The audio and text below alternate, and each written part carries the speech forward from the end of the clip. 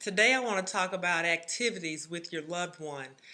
Nowadays, with social distancing, we find ourselves having to stay inside more, and that can cause you and your loved one to feel cooped up. So, I found some activity tips from this website. The name of it is called supercarers.com. I'll spell it for you.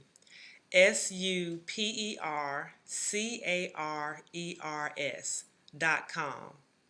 So here are some activities that they suggest. Please also remember to use your best judgment. So one thing you can do with them is some physical activity or exercise. One suggestion is taking a short walk with them around the neighborhood. And one thing that my parents do where they live is their activities director has them to do exercises while they're sitting. They will do stretches. They will, like, they'll raise their legs and twist their ankles around and their feet around just to kind of stretch.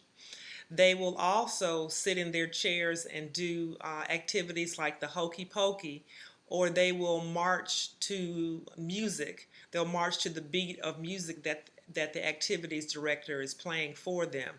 And that kind of helps get some of that sensory input for them and kind of settles them and eases them and gives them more comfort throughout the day. You can reminisce about their life.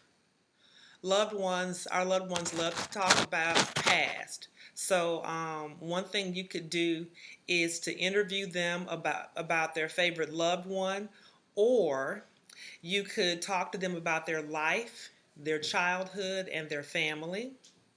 You could interview them about themselves so they can tell you about their old job or what they used to do at church. You guys could look through photos or make a photo album.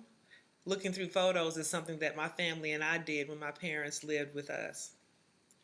You can ask them about their favorite memories around a particular topic, like their favorite holiday.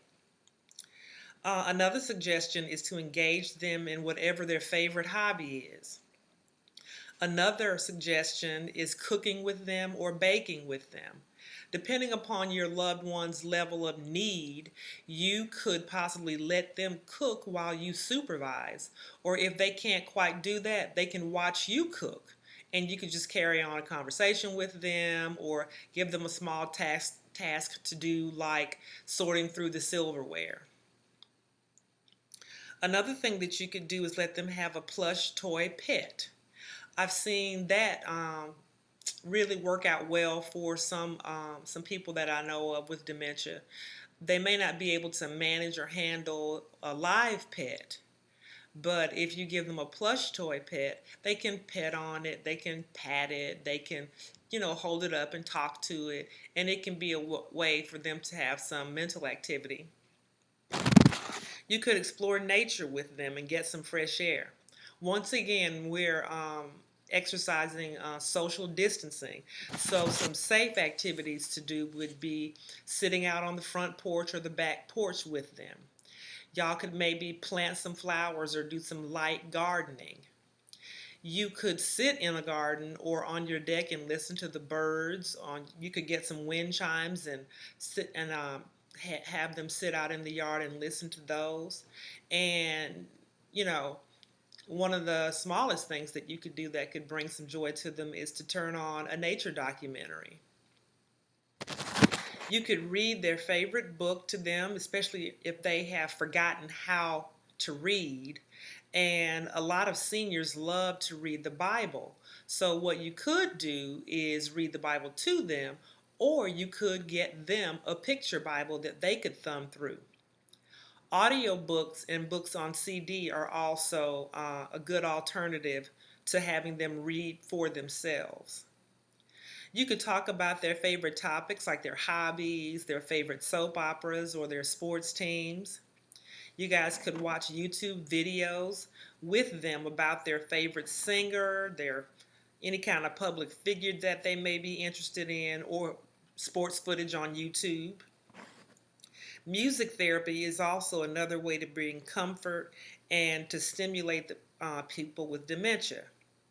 You can listen to their favorite singers or their favorite bands, or you can find their favorite genres of music and just create a playlist. I did that for my parents. I created a Spotify playlist for them that had hymns that I downloaded and some of their favorite gospel songs. And every time we would go for a ride in the car, I'd play their favorite playlist.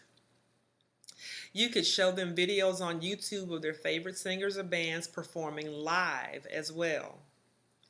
You could create special art projects, arts and crafts, and different things to consider are painting, knitting, and coloring.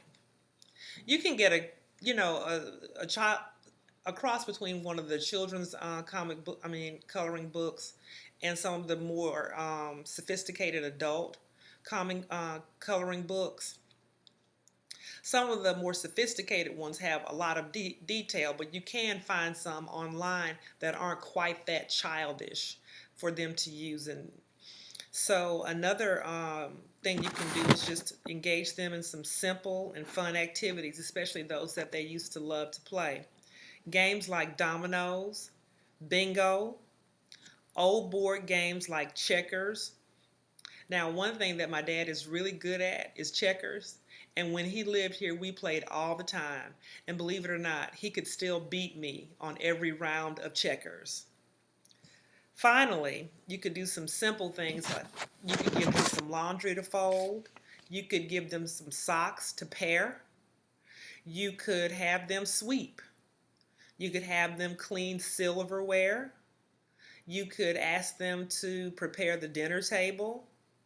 You could have them untie knots, and this will get their hands working and requires an amazing amount of focus. So that would be one way for you to get something done while they are untying knots. And you could also give them old magazines or catalogs to thumb through. The main thing is that these activities will give them a sense of purpose, and they will also help them burn off some of the energy that they have throughout the day. And finally, what they do doesn't have to be perfect. It just has to be something that they enjoy and that you can enjoy along with them. Thank you.